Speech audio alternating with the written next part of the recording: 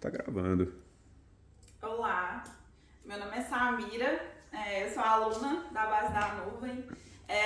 Eu tenho uma empresa de consultoria, Situated, que chamam. Junto com os meus sócios, a gente desenvolve algumas metodologias relacionadas à parte de segurança dentro das organizações. E o nosso diferencial, o nosso foco é o conhecimento tácito. Então, eu vou falar um pouco sobre ele e sobre a percepção humana e como que isso tem relação com a segurança e com a performance dentro de alguma atividade. No caso, hoje, o voo livre. Se eu perguntar para vocês, se vocês estão vendo aqui um ponto branco nessa tela, vocês enxergam, vocês conseguem me dizer onde está o ponto branco? Não, né? Mas se eu chegar aqui e falar assim, vocês estão enxergando um ponto vermelho? E aí vocês... estão enxergando um ponto verde? Estão enxergando um ponto preto? Vocês conseguem enxergar. Por quê? A percepção humana, ela funciona como figura fundo. Então, para eu perceber alguma coisa, eu tenho que ter uma figura que se destaca do fundo, né? Então, essa é a unidade básica da percepção. Tanto que a gente vê, às vezes, essas imagens com animais que se confundem ali com o ambiente que eles estão, né? A gente tem dificuldade de perceber isso porque essa figura fundo se confunde, né? Você não tem um destaque ali em relação ao que é figura e o que é fundo. Então, a gente percebe algo, né? A unidade básica da percepção é a figura fundo. Bom, e aí qual que é a importância disso, né? Assim, o que faz a gente perceber ou não algo, né? Se eu pergunto para vocês assim, o que vocês estão enxergando aqui? Tem hora que você vai enxergar uma taça ou duas pessoas, dois perfis de duas pessoas, né?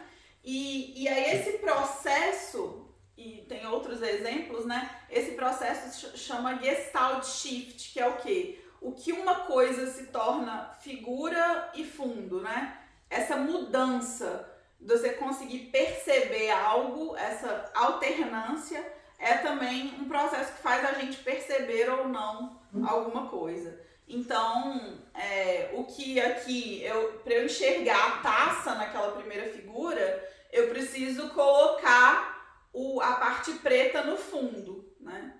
Então, isso também permite a gente perceber. Então, são dois conceitos importantes.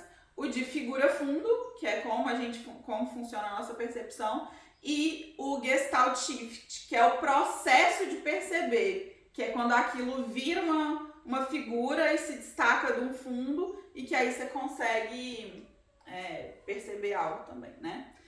Bom, e aí um outro processo também importante é o processo de sincronização.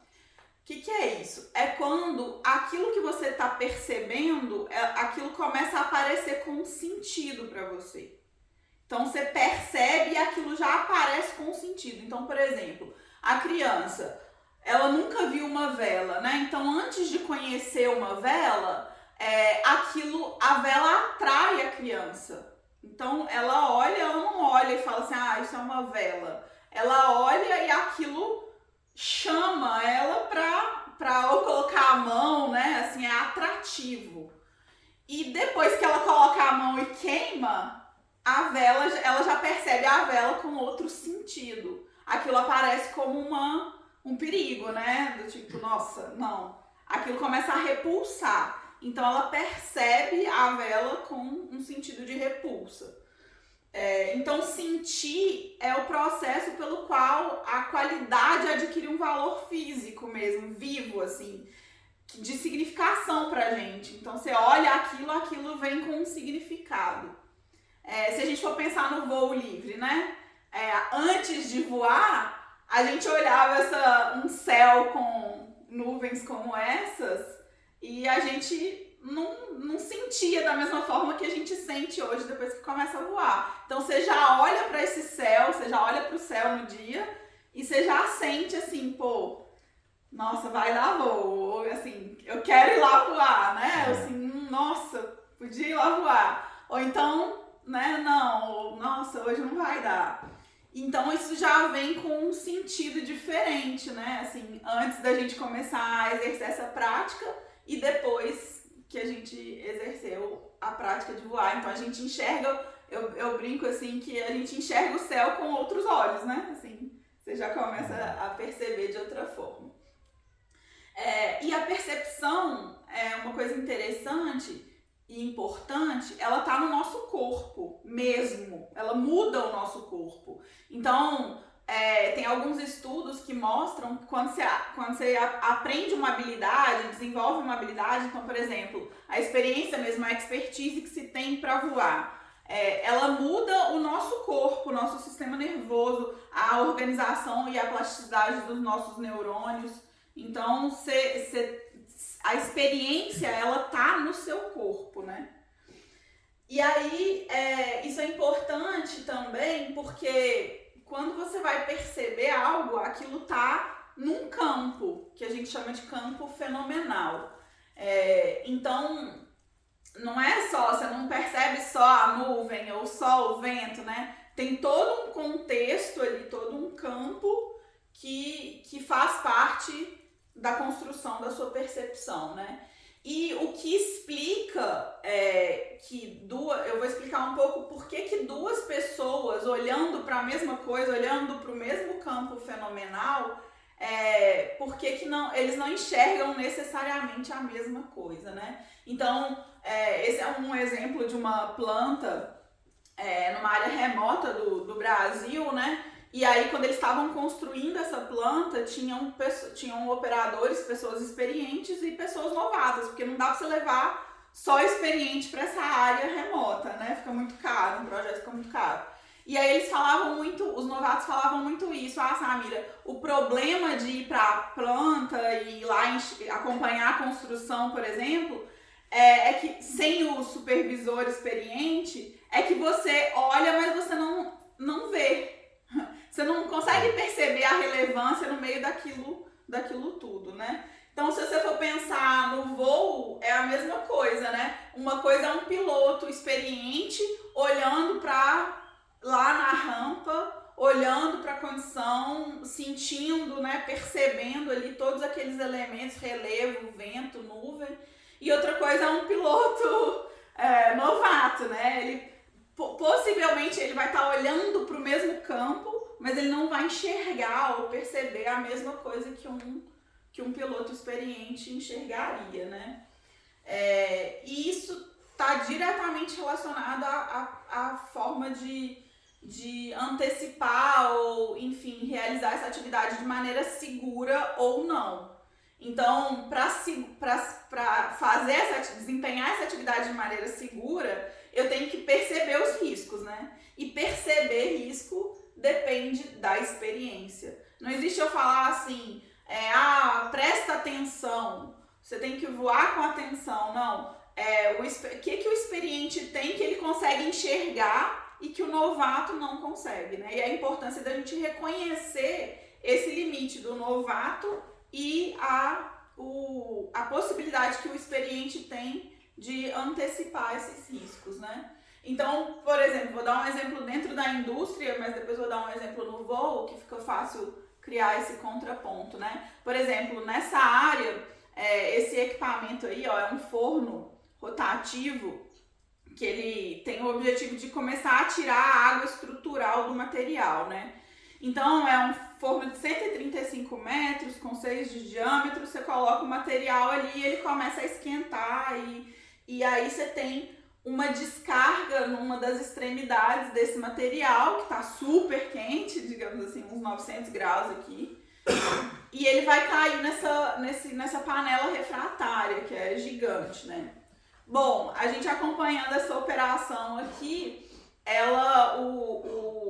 o operador, um supervisor experiente, né, mandou um operador de campo verificar, acompanhar essa descarga desse material. E aí ele mandou no rádio lá e falou assim, não, tá beleza, ele tava olhando lá pra descarga e tava caindo direitinho na panela e tal, falou, não, tá ok. Mas o supervisor velhaco desconfiou e foi lá também, né? E à medida que ele foi chegando próximo da descarga, ele mandou no rádio para a sala de controle e falou assim, para. E aí eles pararam e ele evitou um transbordamento desse material nessa panela. E aí ele foi explicar o que aconteceu, né? Ele falou, Samira, o material, ele tá um pouco mais frio. Assim, tipo, normalmente é 900, aqui tava uns 800. Então ele tá um pouco mais frio e ele tá mais fino. Ou seja, ele tá correndo mais rápido. Então a chance dele transbordar ali é muito maior. O novato, ele tava olhando, né? Então o que o experiente enxerga? Ele tem no corpo dele, na experiência que ele tem já ali, o que é o correr normal do material, da descarga.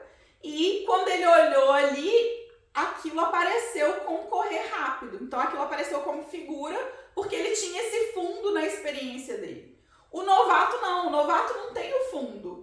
Então o novato é como se ele estivesse olhando para aquela tela branca e eu pedi para apontar o ponto branco. Ele simplesmente não enxerga aquele correr rápido, porque ele não tem esse fundo, né? Então, quando a gente fala isso, né, o que faz uma pessoa perceber um risco tem a ver com essa experiência incorporada, né? Então, uma parte da percepção é formada por essa experiência que está no corpo da pessoa, que está no que ela viveu já e tal, né? Então, o que a gente chama são os aspectos subjetivos da percepção. Então, se você for pensar nos nossos instrutores, né, o Guilherme, o Leonardo, eles têm no corpo deles, até mais do que eles conseguem dizer, uma experiência de voo de muitos anos. Mais do que isso, uma experiência de voo aqui nesse sítio de voo, né, na Serra da Moeda. Então eles têm algo ali que eles já foram adquirindo ao longo do tempo. Depois eu vou até falar um pouco sobre isso, o que é como que a gente adquire essa experiência. Mas tem outro elemento da percepção que é a própria cena perceptiva. Então são os aspectos físicos ali, né? Então, beleza, eu vou lá, como é que eu enxergo o vento, como é que eu percebo minha vela, como é que eu percebo as nuvens, o relevo. Então essas coisas em si que estão ali no mundo é a cena perceptiva. Ela não muda do novato para o experiente, concorda? Então, tipo assim, eu e o Gui lá na rampa, a gente olha, a gente está enxergando a mesma coisa, tá diante da mesma cena perceptiva. Só que, como a percepção ela não é formada só pela cena, ela é formada também pela experiência, ele enxerga algo que eu não enxergo na mesma cena. E outro elemento também que forma a percepção são os aspectos circunstanciais da percepção. O que é isso? O contexto. Então, tipo assim, se eu tô saindo de um contexto, por exemplo, que eu tô decolando em vento forte, e eu começo a decolar em vento fraco, essa mudança, às vezes a mesma velocidade do vento faz eu perceber ela de maneira diferente. Então, eu tô lá acostumado com vento forte, pego um vento fraco, às vezes aquele vento ele vai aparecer até como mais fraco do que eu normalmente perceberia. Mas é a mesma velocidade. Se eu colocar um medidor lá, pode ter a mesma velocidade, mas eu percebo de maneira diferente. Uma vela, por exemplo, quando a vela é nova, se eu estou num contexto com a minha vela nova, eu percebo ela diferente, né? Assim, é um contexto que interfere na forma como eu vou enxergar ou perceber minha vela desempenhando ali uma função naquele voo. E por aí vai, né? Tipo as nuvens, a percepção de nuvens. Se eu tô numa estação do ano, no verão, eu tenho uma percepção diferente, às vezes da mesma nuvem, do mesmo tipo de nuvem, quando eu tô numa outra estação, que eu já pressuponho que eu não vou ter uma mudança tão rápida, né? No verão as coisas acontecem mais rapidamente. Então, esses aspectos circunstanciais, né? Então, no relevo, né? Se eu tô voando moedinha, e começo a mudar para o moedão, ou vou voar o moedão, minha percepção do relevo muda, né? Assim, a altura, né? Aquele frio na barriga, enfim. Então, esses três elementos formam a percepção humana. E aí explica por que duas pessoas olhando para a mesma coisa, não necessariamente ela vai enxergar a mesma coisa, né? Porque se eu mudo o contexto, eu posso mudar a minha forma de perceber. Se a cena ela tá mais fácil ou mais difícil de perceber, por exemplo, o vento, né? Eu tenho a biruta, mas às vezes eu tenho uma fumaça no vale. Então isso tudo vai enriquecendo minha cena perceptiva, né? Então eu posso ter uma percepção distinta se eu tenho uma cena perceptiva mais enriquecida de elementos, digamos assim. E a experiência incorporada, óbvio, né? Assim, se eu tenho essa vivência, essa experiência, é claro que eu vou perceber mais ou menos a partir dessa experiência. Então, quando a gente fala de segurança em voo, em qualquer atividade, né? A gente tem que lembrar disso, que perceber é uma habilidade incorporada, né? Ela que permite a percepção correta. Então, o refinamento, aquele refinamento que a pessoa tem com a experiência, ela é muito maior do que quando ela é um novato naquela experiência. Por isso por que eu tô falando isso? Por exemplo, é muito comum, às vezes, o instrutor chegar pra gente e falar assim: fulano, olha isso aí, né? E aí, às vezes, o aluno mais rebelde fala assim: não, eu tô vendo. Tá, mas você tá vendo, mas você tem a percepção que o instrutor tem do risco que você tá entrando? Talvez você esteja... Você confirma que você tá vendo os elementos da cena perceptiva, mas qual que é o sentido que aquilo aparece para você, né? Então, se eu tô voando ali próximo de um piloto novato, né? Um experiente voando próximo de um piloto novato, o novato, ele não tem essa percepção de conseguir antecipar tudo que pode acontecer, e o instrutor tem, ainda que ele esteja enxergando o outro piloto, né? Então, é essa experiência também que muda o que aparece como figura e fundo. Então, se uma coisa é relevante, diferente, se aquilo solicita uma ação, exige que eu faça alguma coisa, é só a experiência que consegue formar isso, né? Assim. E ela também trabalha como fundo vivido, que é esse exemplo do que eu dei, né? O cara experiente, ele enxerga o diferente, porque ele vê, porque ele percebe, né? Ele tem no corpo dele o contraponto do que é um normal, do que é uma velocidade normal, por exemplo. E ela que permite essas antecipações, né? O cara, o experiente, ele consegue antecipar, as coisas não precisam acontecer para ele aprender ou para ele, né, assim... saber que vai acontecer, né? Ele consegue antecipar. E aí, como é que a gente desenvolve essa experiência incorporada, né? Assim, a base da expertise, a base da experiência é o conhecimento tácito, né? O que é o conhecimento tácito?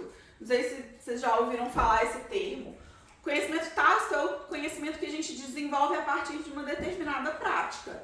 Então, eu posso ter uma formação lá, né? Eu posso ser formada em engenharia, mas quando eu vou para o mercado de trabalho, eu aprendo coisas, desenvolvo habilidades que nem na melhor universidade eu consegui aprender, né? Então, é o que você aprende especificamente com a prática. Então, diferente do conhecimento explícito, que é aquele conhecimento que a gente pode falar, né? Ele é passível de codificação, a gente consegue colocar num livro, consegue colocar num padrão, consegue colocar em regras. O conhecimento tácito, ele não é de difícil codificação, né? E necessariamente para você aprender, você tem que aprender via socialização, experiência e imersão. Então não adianta eu chegar para o guia e falar assim: e aí, o que você sabe tudo do voo? Me fala aí, o que eu preciso saber para ser um bom piloto? Ele vai falar algumas coisas, mas ele mesmo não se dá conta de tudo que ele sabe, né? O que permite ele falar, e aí é uma expertise do instrutor também, de saber intervir na hora que ele tem que dar a instrução para o novato, o que permite isso são as situações.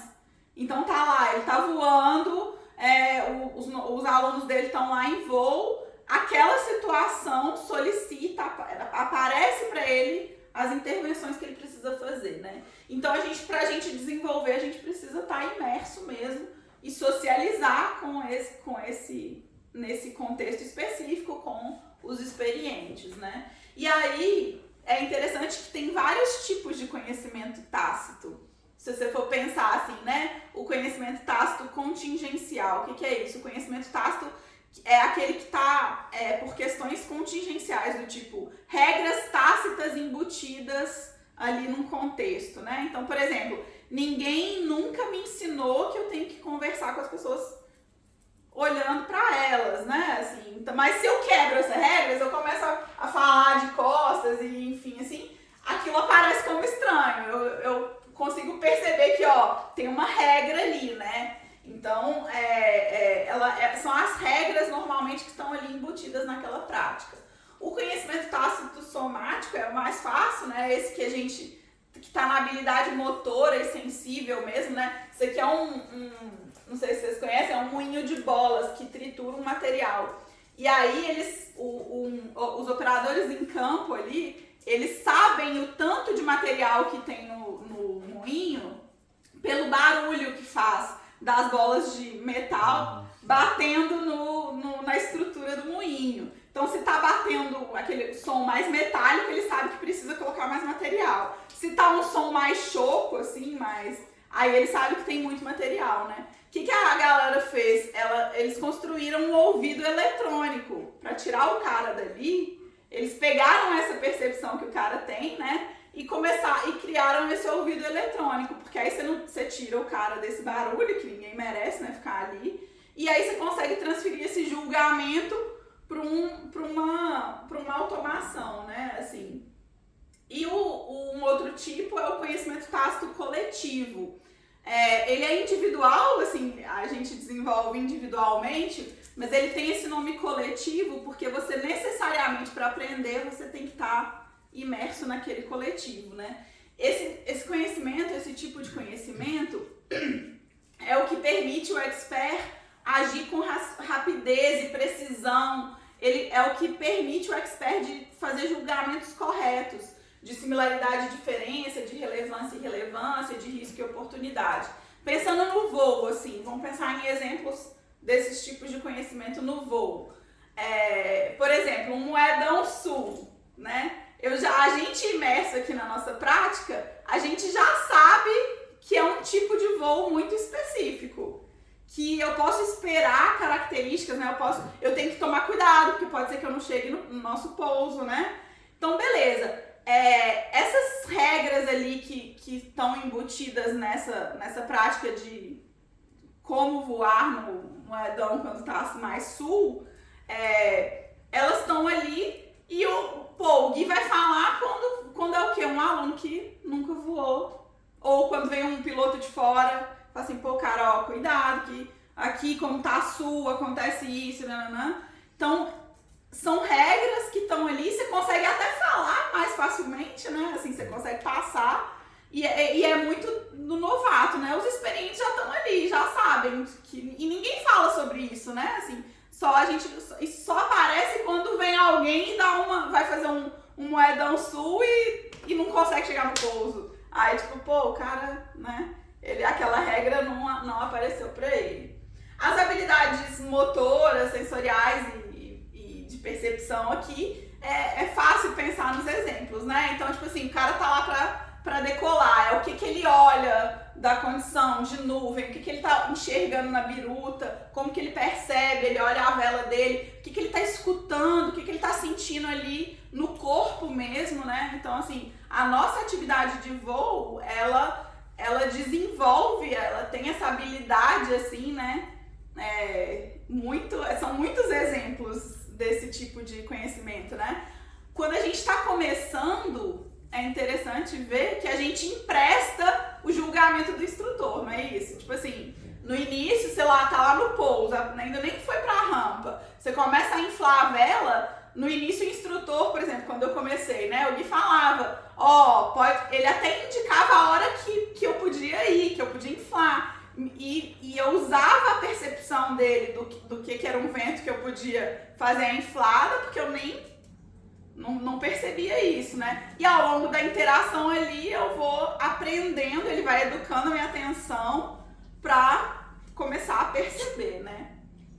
Se eu for pensar num conhecimento, num tipo de conhecimento coletivo, tá muito isso, né? O que é esse conhecimento que o instrutor consegue, isso me chamou a atenção desde o início, né? No voo, que era assim, o instrutor tá lá às vezes fazendo um voo duplo, desempenhando bem aquele voo e consegue fazer uma intervenção para um aluno que está fazendo algo não muito certo, né? Fulano, sai daí. Então ele tá lá voando, de repente aparece para ele o aluno fazendo uma porcaria e ele fazendo a intervenção, no momento de intervir ou de antecipar um problema com os alunos dele voando ali, ou às vezes nem aluno, mas outros ex-alunos, né, que passaram por ali. Então, ele tem essa capacidade de julgar o momento de intervir mesmo, né? Então, é um tipo de conhecimento, né? Bom, se eu for pensar, assim, que é importante, então, essa interação com o expert para eu desenvolver também essa mesma prática, né, assim... se eu for pensar nos julgamentos que ele consegue fazer, então, por exemplo, similaridade e diferença, né? Essa habilidade de identificar o que é uma mesma situação ou é uma situação que está aparecendo como diferente, né? E que eu posso agir de maneira igual ou não, né? Se algo é um problema ou não. Então, por exemplo, a gente voando ali no Moedão e tal, tem determinada parte do relevo que pode acontecer se o aluno não tem a percepção da distância ali, ele vai ficar ali no morro, né? Vai ficar ali naquela grota lá, né? Já aconteceu. O que acontece? O experiente, ele consegue perceber quando é que ele pode estar ali e que ele vai ter o tempo para sair, se ele afundar muito, ou não, né? O novato não. O novato, ele tá ali, ele não tá enxergando aquilo como um problema, né? Então, quantas vezes o instrutor tem que falar, gente, sai daí, pode afundar aí e tal, né? Ele antecipa isso, e ele enxerga aquele problema que o novato não tá enxergando. O julgamento de relevância e irrelevância, né? Se alguma coisa essa habilidade de conseguir atribuir um valor para as coisas, para eventos, né? Se uma coisa é importante ou não, né? Dentro daquela prática. Então, por exemplo, essa capacidade de priorizar corretamente.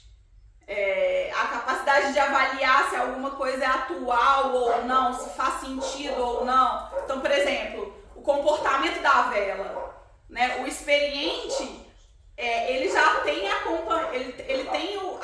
ele tem na experiência dele o que foi a evolução dos equipamentos.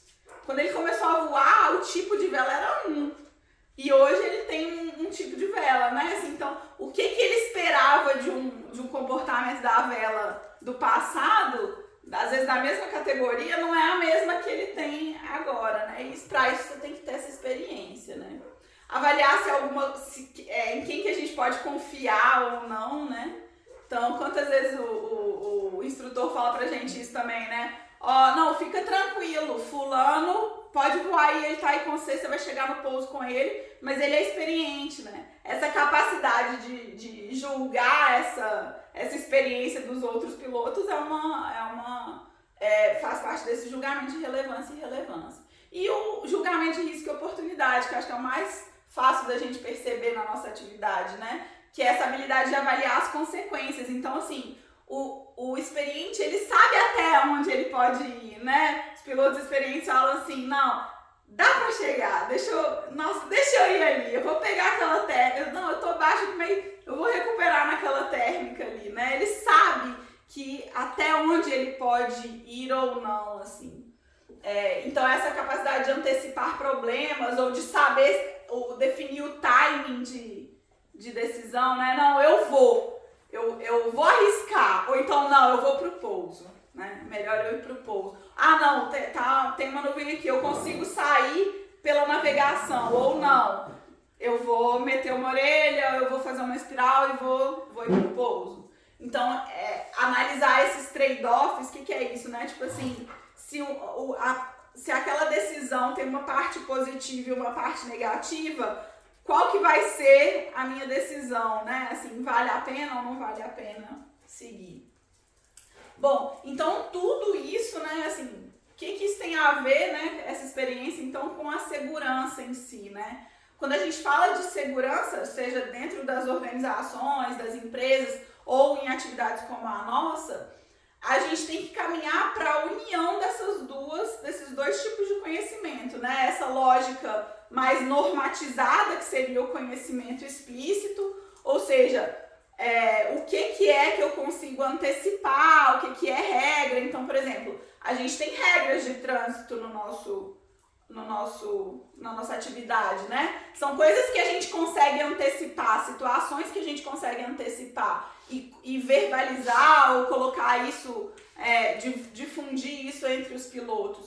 Mas a gente tem que unir isso com a segurança em ação também, que é a ação situada mesmo, que é a regulação que a gente faz ali. Então, bom, beleza, eu tenho a regra de trânsito, mas a ação situada seria como que eu vou me comportar ali quando eu sei que tem um piloto, por exemplo, que não segue as regras, né? Então, eu tenho que unir essas duas lógicas para caminhar para essa segurança que a gente chama de segurança integrada, que é quando você junta a contribuição das duas lógicas, a mais normativa e a mais tem a ver com a experiência, com a ação, né? Assim, que aí você vai conseguir acumular isso de como antecipar riscos e o quão aderente é a sua decisão à leitura daquele contexto.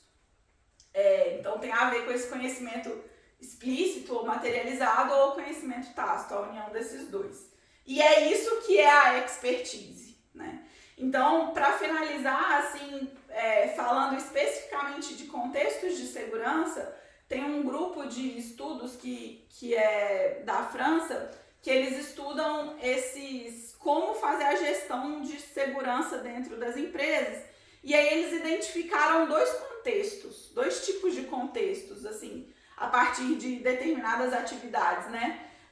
Setores que têm uma segurança mais normativa e setores que têm uma segurança mais em ação. Que é o que seria o ideal, assim, né? O equilíbrio ali entre os dois tipos, um mais normativo e um mais em ação, que eles chamam de as atividades normatizadas adaptativas. O que acontece? No voo, por exemplo, se você pegar o setor de aviação, né? Ou de usina nuclear, são setores em que a parte normativa é mais pesada, é mais robusta, né? Então, as instâncias de controle são internacional. Então, o poder de segurança daqueles setores, ela está nesses órgãos reguladores, né? Então, você tem um grande número de barreiras técnicas e de procedimentos para garantir a segurança ali. E você tem uma formação muito baseada no atendimento aos procedimentos, né? Então, a improvisação em aviação, em usina nuclear é quase que proibida, né? Assim, mas ainda acontece, tem situações que é exigido do piloto isso, né? Por exemplo, aquele filme que tem o piloto que pousou no Rio Hudson, né? Ele foi praticamente massacrado, né? Assim, pela tomada de decisão que ele teve, né? E é bem interessante esse filme, vale a pena assistir. Mas aquela situação exigiu uma improvisação dele, né? E aí você tem nesse tipo de setor, você tem uma ausência de exposição voluntária ao risco, né? Tipo, o sistema, ele tenta ao máximo interromper essas situações. E os acidentes têm consequências graves, né? Tipo, aviação morte, usina nuclear, acidente que tem uma amplitude muito grande, né? Mas eles são pouco numerosos, são os setores que mais avançaram no quesito segurança, né? Só que você tem um altíssimo custo para garantir essa segurança. Mas ela é igual para todo o mercado. Você não tem assim, como é que a segurança... Ela não é variável de empresa para empresa. Todas as empresas têm que cumprir a mesma linha. Tá, beleza. Aí agora vamos pensar no que seria o contrário, né? Uma atividade que é mais robusta no sentido da segurança em ação. Então, por exemplo, navegação, o alpinismo, esse grupo estuda muito os alpinistas. É um tipo de setor, de atividade, digamos assim, ultra adaptativa. É o contrário. Então, por exemplo, o poder da segurança, ela tá com o expert. Então, tipo assim, a segurança, ela tá na experiência do líder lá, no nosso caso, o voo livre tá aqui, nessa característica. A segurança, ela tá sob a responsabilidade mesmo desses líderes, desses instrutores, vamos pensar assim, e na capacidade deles de tomar essa decisão rápida, né? Então, as regras existem, mas elas são pouco numerosas. Se a gente tivesse muita regra ou um formalismo extremo no voo livre, nossa atividade seria impedida, seria inviável. E a formação é mais baseada na prática do que em procedimentos, né? Você precisa desenvolver, formar o piloto na prática. E a improvisação, ela é necessária. O tempo todo você lida com variabilidades, com essa necessidade de improvisar, né? Então, a exposição ao risco, ela não é evitada, ela faz parte da atividade. Então, a atividade de voo livre, ela é uma exposição ao risco, né? E daí que essa necessidade da gente chamar a atenção nesse vídeo, né, nessa aula, para a importância da interação do novato com o experiente, né? E a acidentalidade, né, a quantidade de acidentes, ela é alta, apesar da preocupação real com a segurança. Você vai falar que o cara quer se matar, né? Claro que tem exceções de suicidas, pessoas assim, mas normalmente as pessoas estão ali fazendo aquela atividade, elas não querem morrer. Mas você tem uma preocupação. Então você tem essa preocupação real, mas você tem essa dificuldade, né? Então, o voo livre está dentro desse setor, e o recado, acho que final que eu gostaria de deixar é esse, assim, né? A gente tem no nosso contexto uma característica específica de atividade, e que a interação entre novato e expert, ela é essencial. Então, alunos, pilotos recém-formados, que eu estou, né, dentro desse grupo, é importante a gente reconhecer o limite da nossa percepção. Por mais que a gente esteja engajado nessa atividade, saber que eu, olhando para determinada situação, eu não vou enxergar a mesma coisa, eu não vou conseguir antecipar a mesma coisa que o meu instrutor, né? E daí a importância de buscar um instrutor que tenha realmente essa experiência, essa expertise, seja sério em relação a isso, e dar ouvidos ao que ele traz em relação à percepção dele. Obrigada, gente!